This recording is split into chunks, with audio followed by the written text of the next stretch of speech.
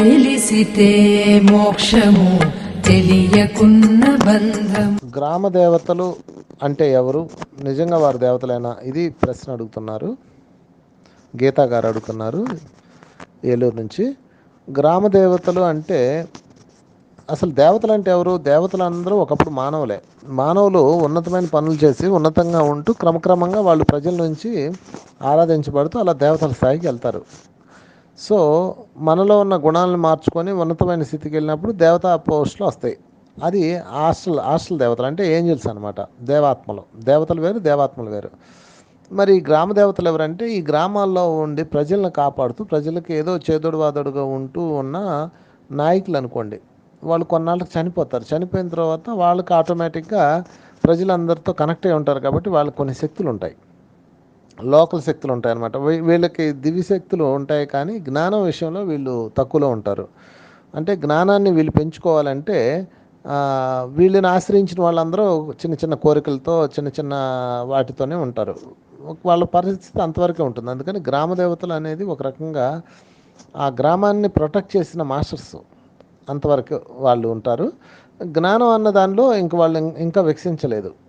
అలా అంటే అందరినీ ఆ ఘాట్ని కట్టేయకూడదు. అందులో వికసించిన వాళ్ళు ఉండొచ్చు, ఉండని వాళ్ళు ఉండొచ్చు. సో ఎర్త్ బౌండెడ్గా ఉండిపోతారు. అంటే భూమి మీద వాళ్ళు ఉండిపోతారు. ఉండిపోయి ఆ గ్రామాలను పరిరక్షిస్తూ ఆ ఊరి పొలిమేలను రక్షిస్తూ అట్లా ఉంటారనమాట. మళ్ళీ కొంతమంది దేవతలు సపరేట్గా ఆ పని మీద నియమించబడ్డ దేవతలు కూడా ఉంటారు. సో అందుకని ఏ దేవత ఏంటనేది ఆ దేవత యొక్క పేరు, ఆ దేవత యొక్క స్థితిని బట్టి మనం చెప్పాలి. కొంతమంది ఆ గ్రామంలో ఒక ఇంట్లో వాళ్ళు ఉంటారు. ఆ ఇంట్లో ఆమె చనిపోయింది అనుకోండి, ఒక పెళ్లి కాని స్త్రీ, ఆమెను దేవతగా మారుస్తారు. ఆ పేరు మీద ఇంకా బలులు లేకపోతే ఇంకా ఇవన్నీ జరుగుతూ ఉంటాయి. అవన్నీ ఎర్త్ బౌండెడ్ సోల్స్, గ్రామ దేవతలు కాదు. అంటే వాళ్ళు చనిపోయిన వాళ్ళ ఆత్మ ఇక్కడే తిరుగుతుంటుంది అనమాట.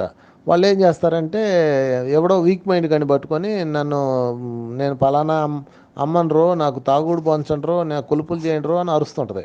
ఎందుకంటే వాళ్ళకి తిరణాలు చేయడం, ఇలా జనమందరూ ఊగడం తోగడం ఇష్టం అనమాట. అవి ఎర్త్ బౌండెడ్ సోల్స్, అవన్నీ దేవతలు కాదు. దేవత అంటే సమాజానికి, దివ్యత్వానికి, ఈ విశ్వానికి సేవ చేసేవాళ్ళు దేవతలు.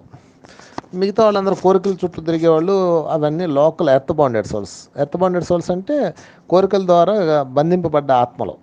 వాళ్ళని దేవుళ్ళు దేవతలు అనుకొని వీళ్ళు పూజిస్తూ ఉంటారు. సో ఇదంతా అజ్ఞానం తప్ప ఏముండదు. వాళ్ళకి ఏ శక్తులు ఉండవు. కాకపోతే వాళ్ళు ఇలా వీక్ మైండ్ వాళ్ళు ఎవరున్నారో వాళ్ళని పట్టుకొని కొంచెం గందరగోళం చేస్తుంటారు అంతే. సో కనుక మై డియర్ ఫ్రెండ్స్, దేవతలు అంటే దివ్యత్వం ఉన్నవాళ్ళు దేవతలు. అది ప్రాణం ఉన్నా లేకపోయినా, పైన ఉన్నా కింద ఉన్నా ఎవరైనా సరే దివ్యత్వం ఉంటే వాళ్ళు దేవతలు అంతే. కనుక మనలో దివ్యత్వాన్ని పెంచుకుంటే మనం కూడా దేవతల కేటగిరీలోకి వెళ్తాం. Thank you my dear friends. మీకు ఇంకా ఏమైనా సందేహాలు ఉంటే ఈ క్లాస్ వింటున్న వాళ్ళు ఈ ప్రశ్నలో ఇంకేమైనా ఉంటే దయచేసి మీకు ఏమైనా సందేహాలు ఉంటే నా నెంబర్కి కాంటాక్ట్ చేయొచ్చు. 9246672172. Vamshi my number 9246672172. Thank you very much.